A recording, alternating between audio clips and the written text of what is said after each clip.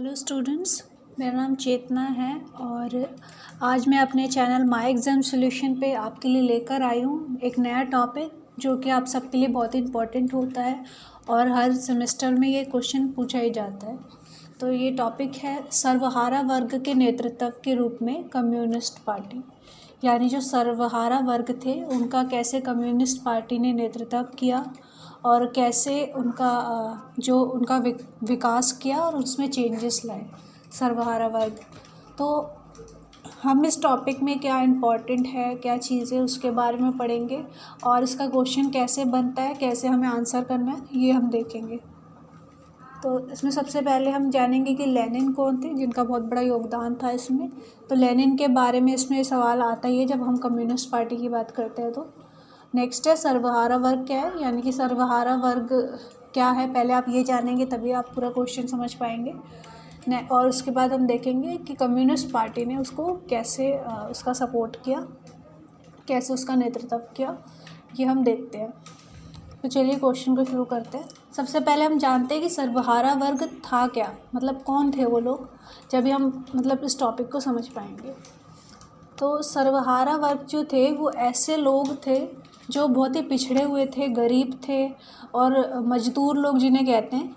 18वीं century में जब औद्योगिक क्रांति आई थी तो जब इनके साथ ज़्यादा ऐसा व्यवहार हो रहा था, बुरा व्यवहार, क्योंकि वहाँ पे औद्योगिक क्रांति जब आई तो पूंजीवादी लोग आए, उन्होंने इनका शोषण करना शुरू किया, उन्होंने उद्योग लगा लिए। तो इनका जो कार्य है, इनका जो काम है, मजदूरी वगैरह जो ये करते थे, फैक्ट्री में जो ये काम करते थे, तो वो सब जो हाथों से ये काम किया करते थे वो सब जगह मशीनों ने ले ली थी और उनके साथ बहुत ही शोषण हो रहा था। तो उसी टाइम पे सर्वहारा वर्ग सामने आया था, जिसे कहते हैं समाज का वैसा वर्ग जिसमें किसान, मजदूर, फुटपाथी दुकानदार एवं आम गरीब लोग जिनके पास अपना कहने के लिए कोई वस्तु नहीं होती, सर्वहारा वर्ग कहलाता है। हम ये कह सकते हैं कि ऐसे लोग जिनके पास कुछ भी नहीं था अपना कहने के लिए, मतलब वो पूरे गरीब हो चुके थे, उनके पास कुछ बचा नहीं था, तो उसे हम कहते हैं सर्वहारा वर्ग। तो सर्वहारा वर्ग जो मार्क्सवाद थे, सबसे पहले इन्होंने इस पर ध्यान दिया। कार्ल मार्क्स की थ्योरी थी मार्क्सवाद। तो कार्ल मार्क्स की विचारधारा थी 18 से 19 सेंचुरी में, जब मैंने आपको बताया कि औद्योगिक क्रांति हुई थी तो उसमें आया था ये मार्क्सवाद की विचारधारा लेकर आए थे कौन, कार्ल मार्क्स। तो इनके द्वारा ही सर्वहारा वर्ग पर ध्यान दिया गया था। वो इनसे बहुत प्रेरित थे कि इनके साथ दुर्व्यवहार हो रहा है, तो उन्होंने इनके विकास के लिए एक विचारधारा थी मार्क्सवाद, जो कि मैंने आपको पिछली वीडियो में भी बताया था, उसको लेकर आए थे वो मार्क्सवाद को। तो इसको जो लेनिन थे, हम पहले जान लेते हैं लेनिन थे कौन। लेनिन इसका जो विचारधारा थी मार्क्सवाद की, इसी को आगे लेके गए थे। तो पहले हम जानते हैं कि लेनिन थे कौन। तो उनको इसी नाम से जाना जाता है कि लेनिनवाद साम्राज्यवाद और सर्वहारा क्रांति के युग का मार्क्सवाद है, यानी कि उसे भी मार्क्सवादी कहा जाता है क्योंकि उसने मार्क्सवाद की विचारधारा को ही आगे लेकर आए थे। जो इनका पूरा नाम था व्लादिमीर लेनिन। ये नाम आपको याद रखना है, इस पर बहुत इम्पोर्टेंट नाम है ये, इस पर क्वेश्चन भी बन जाता है।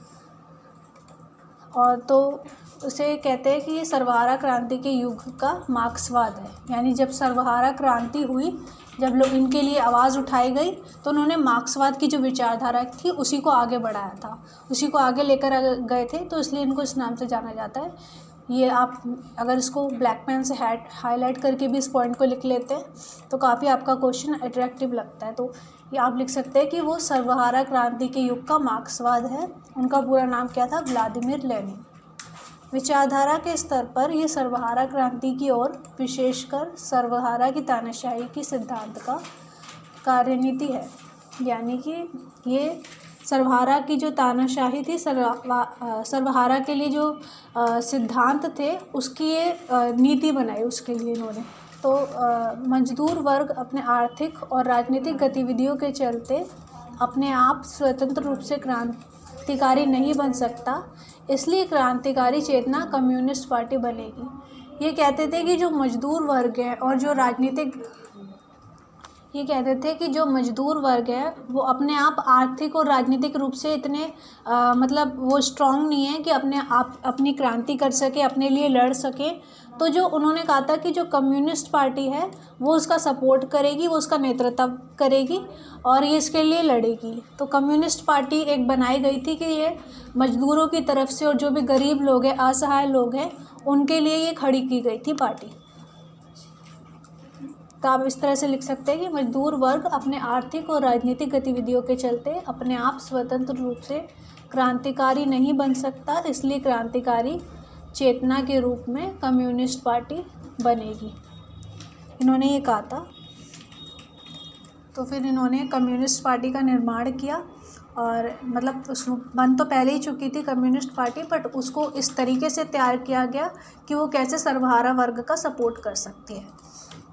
तो क्या क्या इन्होंने बातें बोली थी, क्या क्या इनके निर्देश थे कि सर्वहारा वर्ग के लिए जो कम्युनिस्ट पार्टी तैयार होगी वो किस तरह से होगी।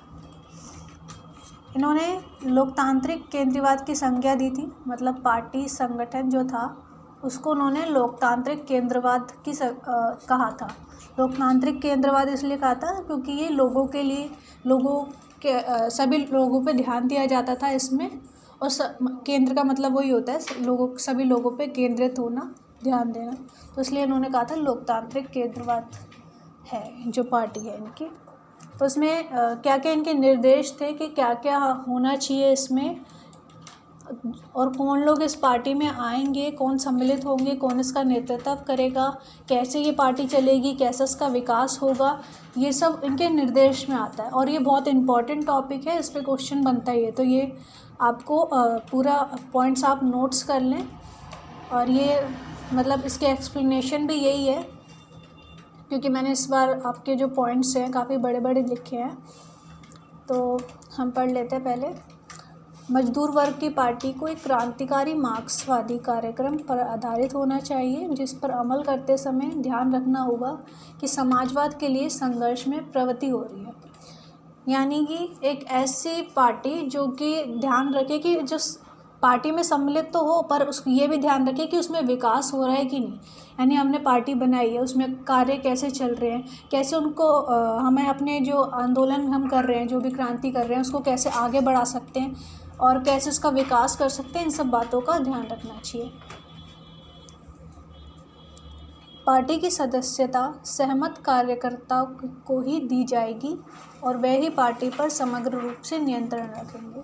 यानी कि जो सहमत कार्यकर्ता होंगे, जो भी इस क्रांति को लेकर सहमत होगा और जो सच में अपना योगदान देना चाहता होगा, उसी को इस पार्टी में ऐड किया जाएगा।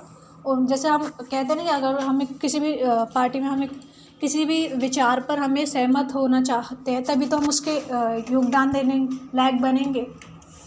तो इसीलिए उन्होंने उन्हीं लोगों को चुना था जो सच में इसके लिए कार्य करना चाहते थे। तो उन्होंने कहा था कि वही लोग इस पे समग्र रूप से नियंत्रण रखेंगे। नेक्स्ट पॉइंट है, क्रांतिकारी कार्यक्रम का विकास करते हुए उसका कार्यान्वयन करने की सामूहिक जिम्मेदारी कार्यकर्ताओं की ही होगी। यानी कि जो भी कार्यकर्ता होंगे उसका जो सामूहिक कार्यान्वयन होगा, जो भी सामूहिक रूप से कार्य होंगे वहाँ पे, उसकी जिम्मेदारी भी सारे कार्यकर्ताओं की होगी। ऐसे नहीं कि किसी एक पर ही सब कुछ होगा, सामूहिक रूप से सब देखेंगे उसे कि कैसे विकास हो रहा है पार्टी का और क्या क्या कार्य उसमें चल रहे हैं। नेक्स्ट है हमारा, कांग्रेस के आयोजन से पहले सदस्यों के लिए अहम समझे जाने वाले सभी सवालों पर पूरी पार्टी खुलकर निसंकोच विचार विमर्श करना होगा। मतलब पूरी पार्टी को जो भी पहले सदस्यों के लिए, मतलब जो भी सवाल अगर आपके मन में आ रहे, जो भी सवाल पूछे जाएंगे, उस पर पहले पार्टी के अंदर ही, पार्टी के जो अंदर के लोग हैं उसी को पे पहले विचार विमर्श करेंगे, उस पर किसी मुद्दे पर पहुंचेंगे, उसके बाद ही उन सवालों को उनके खिलाफ आवाज़ उठाएंगे।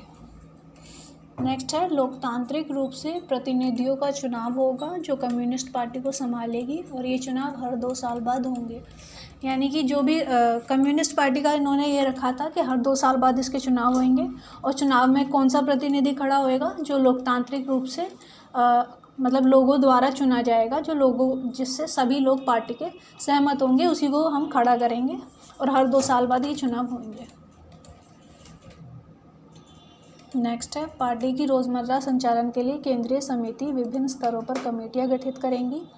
यानी कि जो भी अलग अलग कार्य हैं, रोज़ के जो कार्य हैं, क्या हमें प्रचार करना है, कैसे क्या आंदोलन हमारे रहेंगे, उसके लिए अलग अलग कमेटियां तैयार की गई थी, जिनका काम सभी स्थानीय इकाइयों और सदस्यों को संगठन के अनुभवों, गतिविधियों और निर्णयों से अवगत कराते रहना होगा। और इन कमेटियों का काम एक और होगा कि वो जो भी कार्य चल रहे हैं और क्या गतिविधियाँ चल रही है, मतलब कार्य का मतलब यही होता है, और उसमें क्या निर्णय ले सकते हैं हम, और जो भी वो अनुभव कर रहे हैं, यानी कि पार्टी में अभी तक क्या हो रहा है, हम क्या अनुभव कर रहे हैं, हमारे विकास हो रहा है कि नहीं, हमारे मुद्दों को ध्यान में रखा जा रहा है कि नहीं, ये सब कमेटियां जो हमने गठित करी होंगी वो सब वो दूसरे लोगों को भी बताएंगी, पार्टी के लोगों को। तो ये सब थे लेनिन के निर्देश थे जो उन्होंने ऐड किए थे। और भी चीज़ें आप इसमें ऐड कर सकते हो चाहे तो, कि जो पार्टी है सामूहिक रूप से उसका नेतृत्व किया जाएगा और सभी लोगों की जिम्मेदारी होगी। तो ये सब भी अगर आप लिख देंगे आपका अच्छा क्वेश्चन बन जाएगा 20 मार्क्स का। अगर 10 मार्क्स का मोस्टली ऐसा क्वेश्चन आता है तो काफ़ी अच्छे मार्क्स आप स्कोर कर सकते हो उसमें। और आपको कोई भी डाउट होता है तो आप मुझे कमेंट में ज़रूर बताएं, और नेक्स्ट वीडियो किस पे बनानी है वो भी आप मुझे बता सकते हैं। इसके नोट्स मैं आपको प्रोवाइड करवा सकती हूँ। आप हमारे यहाँ पे मैंने व्हाट्सअप नंबर दिया है, इस पर कॉल करके डीएम करके आप हमें डीएम ही करें तो इस पर आप हमें नोट्स भी हमसे ले सकते हैं। होप ये टॉपिक आपको पूरा समझ में आ गया होगा, और ये टॉपिक आपको कैसे लगा, आपको इसमें क्या समझ में नहीं आया या क्या बहुत अच्छा समझ में आया, तो आप वो भी मुझे कमेंट में बता सकते हैं। Thank you so much students, video को एंड तक देखने के लिए।